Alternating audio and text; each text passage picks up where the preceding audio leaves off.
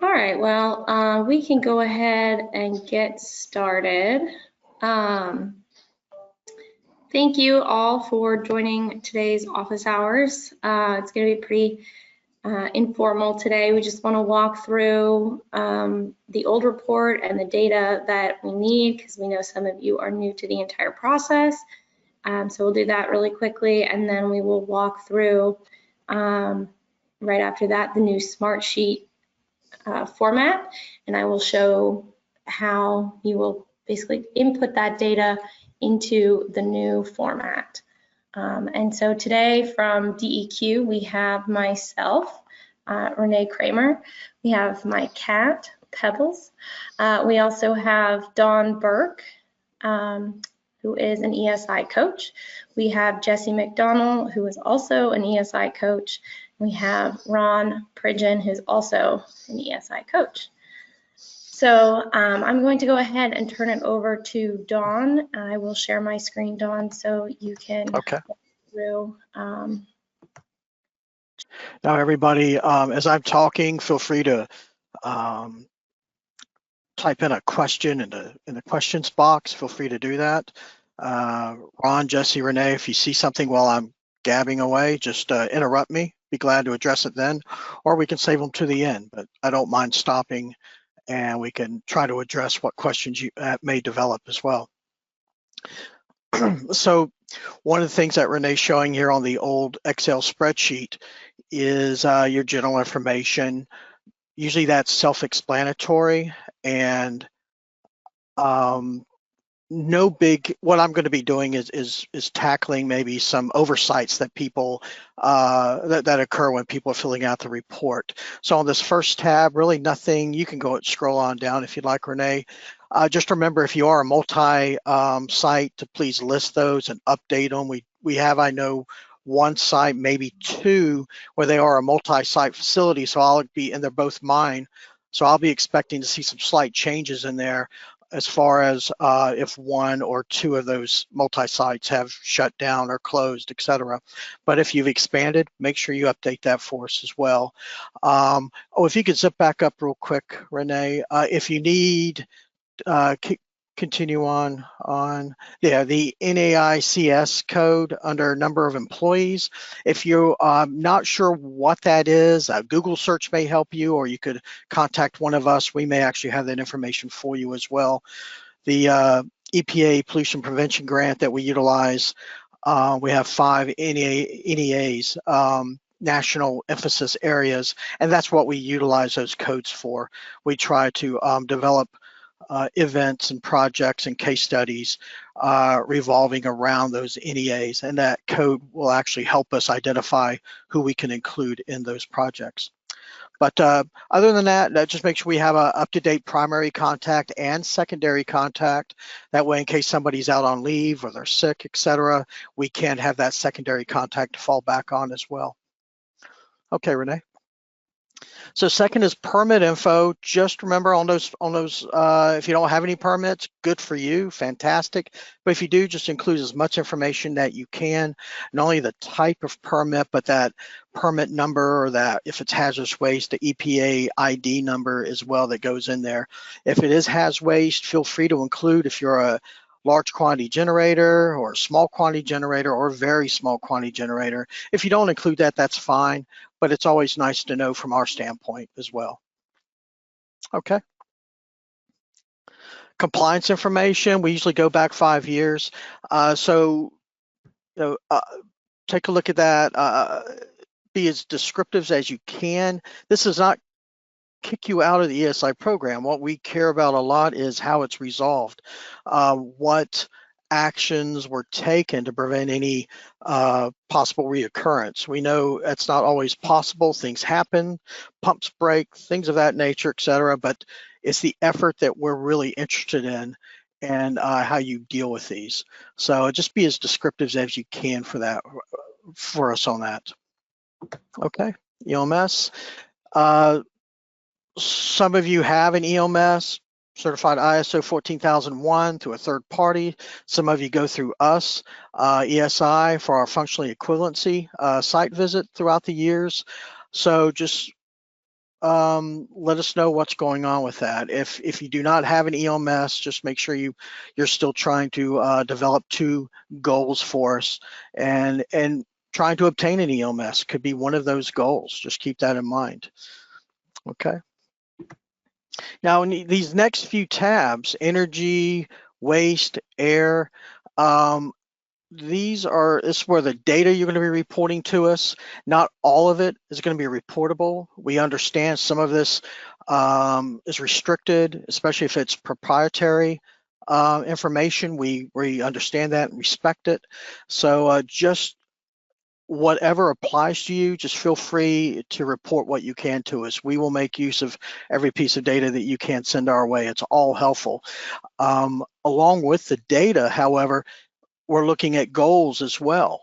So let's talk about those goals real quick. We love to see SMART goals. So it's specific, measurable, achievable, relevant, and time-bound. These goals should support your objectives and be relevant to your organization's environmental policy. The goals should be ambitious or impactful, but also realistic and obtainable. And it's important to involve all relevant stakeholders in this process of setting your goals so that everyone is indeed on the same page. So if you're not sure where to start, think about that. Think about your stakeholders. Think about corporate, upper management, what's coming down the pipeline to that. And if you're still out of ideas, just let us know and we will be glad to help you establish your goals. We're looking at least 2 goals if you're a partner, more ambitious and aggressive goals if you're a rising steward and steward. So just keep that in mind. And that goes for your energy on over to water. Same thing there. Don't forget on any of these tabs, when it comes to units, please don't forget to select that. We're not allowed to plug that in for you. So please go ahead and keep that in mind when you're listing your data. Yeah, we can go on over to air, same thing there.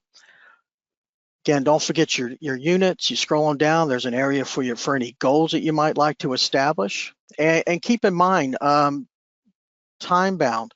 If you've set a goal and you've achieved it, great, fantastic. Now it's time to set a new goal. Remember, it's all about continual improvement with your goals. So if it's year over year, please state that for us as well. Just at least give us a baseline year and to what your target year is going to be, or state YOY year over year for these goals. Okay, go on to next. That's air emissions. Same thing there. Okay, so your energy, water, waste, and air, it's all the same. Don't forget your units, your data, year from year, and then what kind of goals you're looking at. And then there's a section for new goals. So if there's any other new goals that you'd like to establish, please put that there. And this can include, say, we're trying to establish an EOMS. We have a facility that's seeking that out by the end of the year. And so that's a new goal for them this year. So if it's extra training, you can do that. If it's extra community involvement with pollution prevention events, you can include that as well. And then as I speak about that, there's community mentoring, community and mentoring information.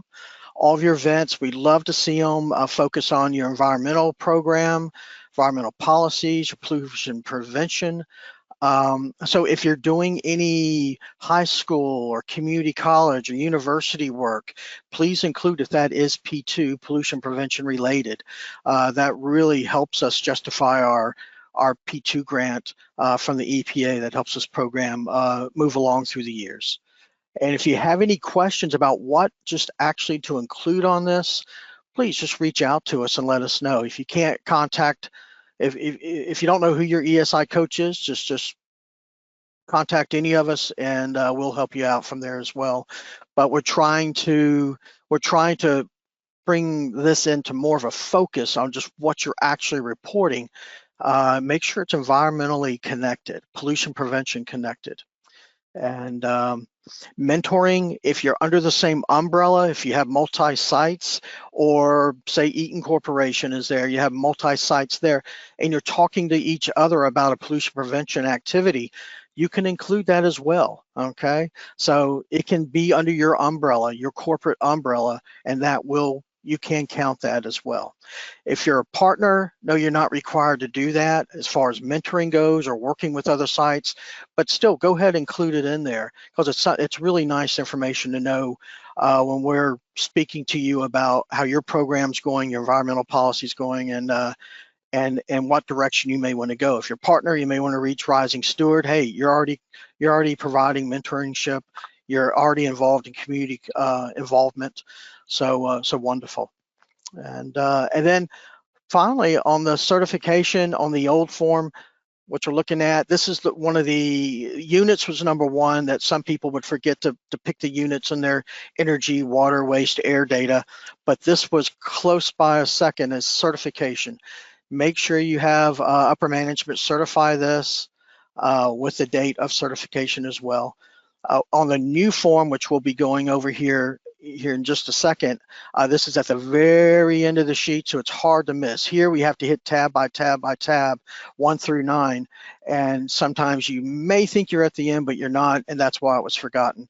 But on the new form, it's hard to forget, because as you scroll on down, bam, there it is.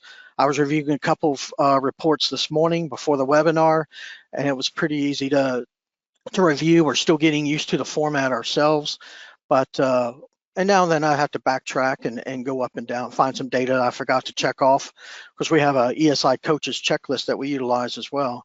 And but this format that we're getting ready to show you is we're hoping is much simpler for you to utilize and for us to double check as well. Do we have any questions right now? So it looks like one question is, will it be recorded because someone has to leave early? The answer is yes, we are recording this. We're going to discuss how to best go about sharing this. And then we have a question about the smart sheet submittal. At the close of the report submittal, it requires a sign off of the responsible official. Can the ISO 14001 EMS manager sign off on behalf of the submitting facility here? Okay. My answer is yes to that, as long as it's someone at that level, upper management or above. You can designate somebody to sign off for that. And to me, the EMS certifier can do that. So. Okay. Great. Well, I will go ahead and move over to the smart sheets. And before you're going, yeah, we'll probably end up posting this on our ESI webpage. If you go to our website, you'll see some past events, current events, and future events, and give us a few days to have that done. But this is probably where this recording is going to end up, in case you want to review it later on. Okay. All right. So then we have the online new form, and so all the data should look very familiar from what Dawn just went over. Same important information. You'll notice that this format of the smart sheet does not let you, it will not let you submit without filling something in on the starred areas. So we do have some required information. And Renee, can I add something?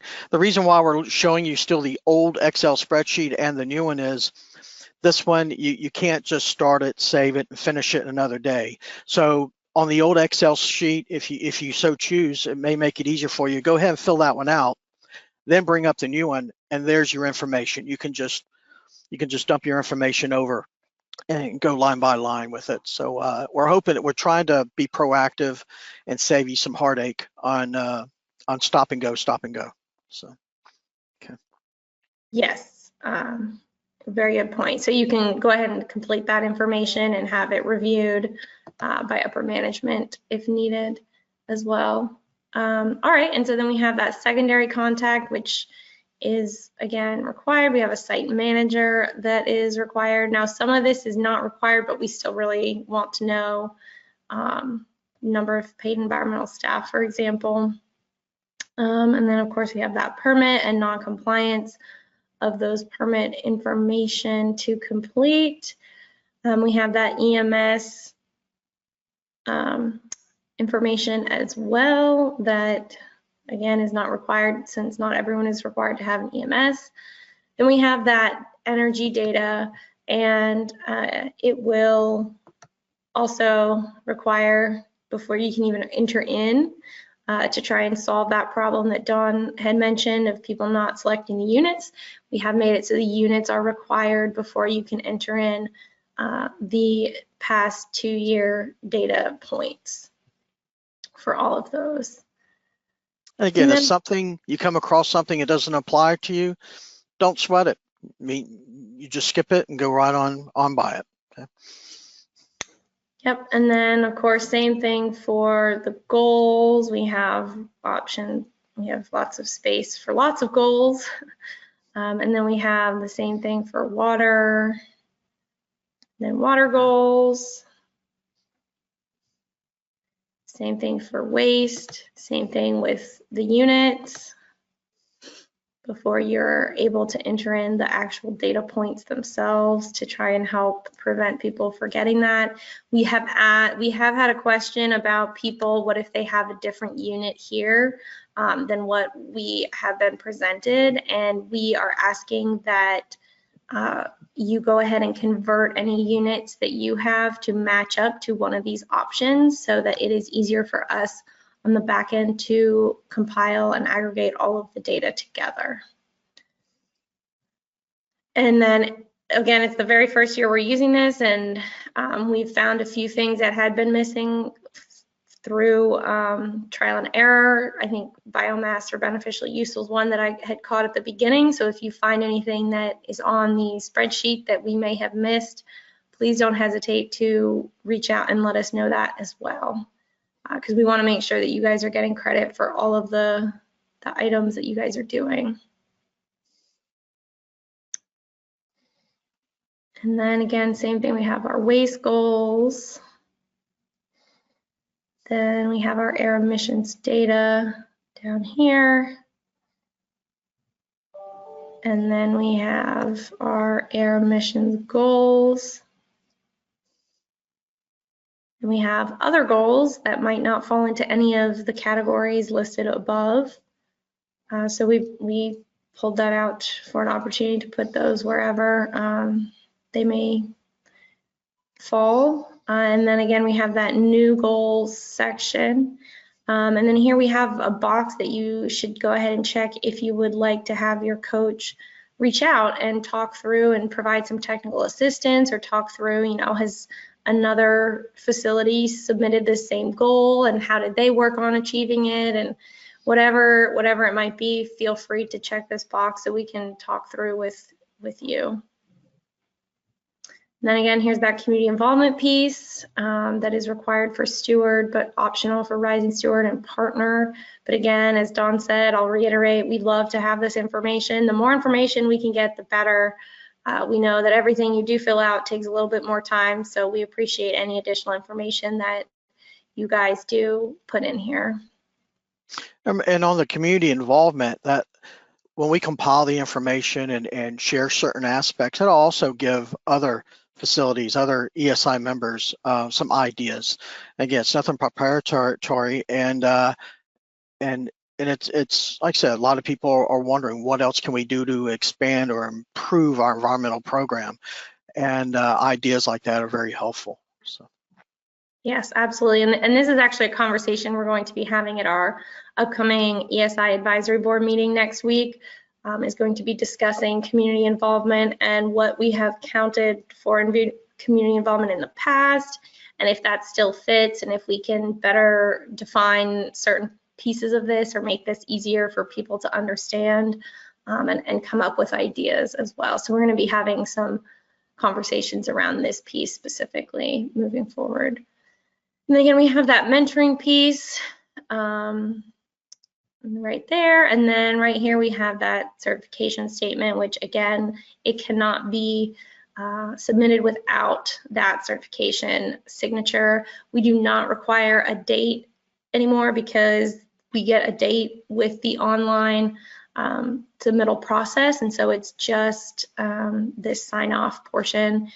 We welcome uploading any additional files. This makes it better for us. Again, we recognize the more information and uploading of graphs or images or any data that you have is a little extra time on your end, but we really appreciate all that extra data. So if you have graphs or stuff that you used to, some members would copy and paste that into the Excel document before, which we really liked.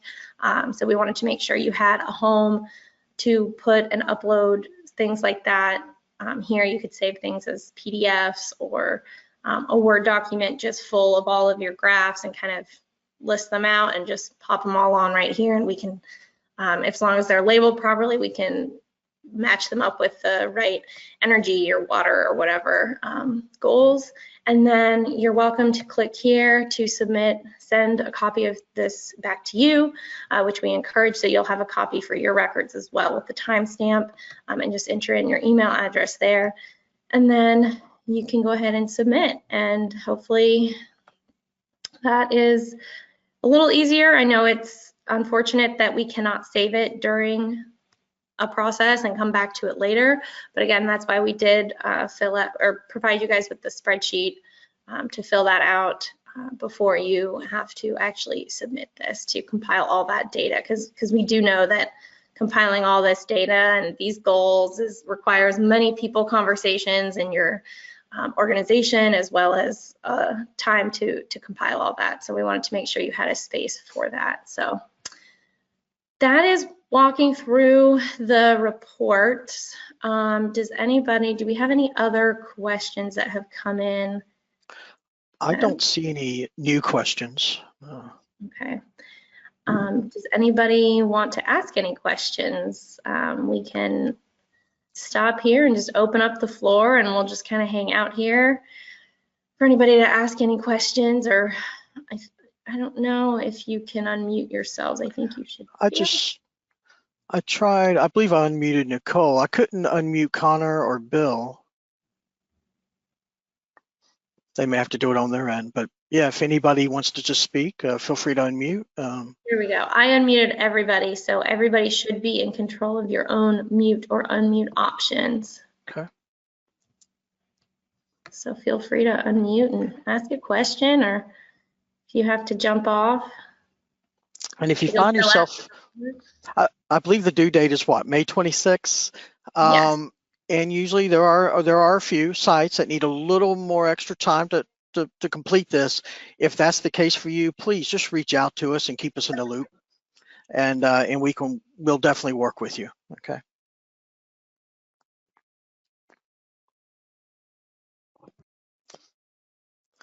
Connor said, thank you for the support. We appreciate you being here, Connor, and your support.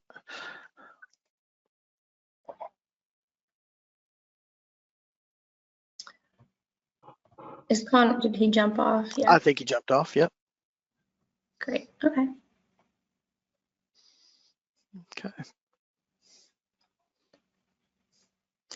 Well, we can just kind of hang out here or until at least 11:30. yeah. Let's see if anybody pops on for a question. Sure. Again, while you're doing the report, anything comes up, if you're new to this, just reach out to us and let us know. We'll be more than happy to help you through it. There's always, a lot of times with, even if the site's been with ESI for several years, you may have had new staff turnover or new assignments, and you're just not sure about the goals. It seems to be the hardest part for anyone to submit. So just let us know. We'll put our heads together and see what we can come up with.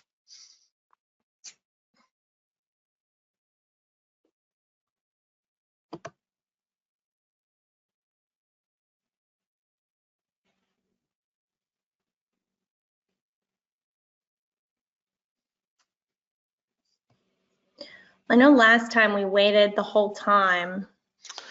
Yeah, I don't think we'll need to do that today. Yeah, I think people, if they log on late and nobody's here and they have a burning question, I'm sure they'll just reach out and send it in via email or give us a call. So we can just wait until maybe 11:30. Sounds good.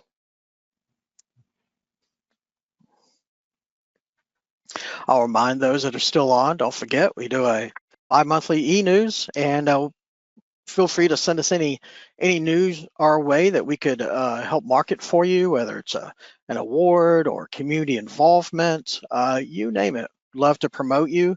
And that's another way of sharing your ideas on environmental and pollution prevention strategies to other ESI members. So send it my way, don.burke@ncdnr.gov. So.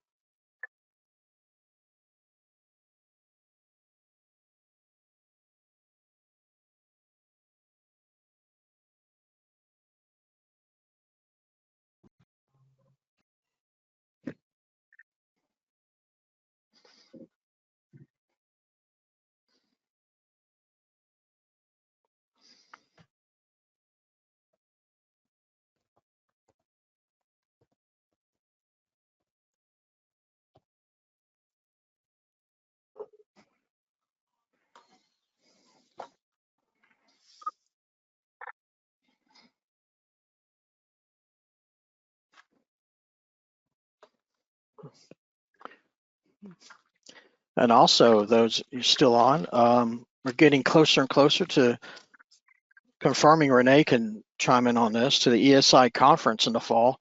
Right now, we're looking at September 26th through 27th here in Raleigh at the North Carolina Rural Center. We held the conference there back in 2019. So it'll be nice to return. It's a nice venue.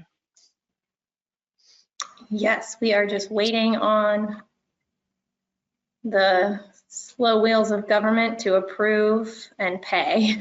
Yep. And when that gets confirmed, that I'm hoping that will be in the June news.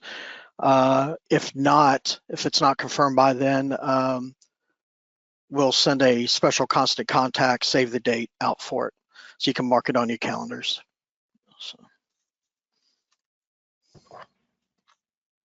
And if you have any wishes for any certain topics, we'll be arranging for our speakers once that is confirmed as well, so we can give them a date and a venue. But let us know if you have any topics in mind that you'd love to hear about. We'll do our best to get that on the agenda.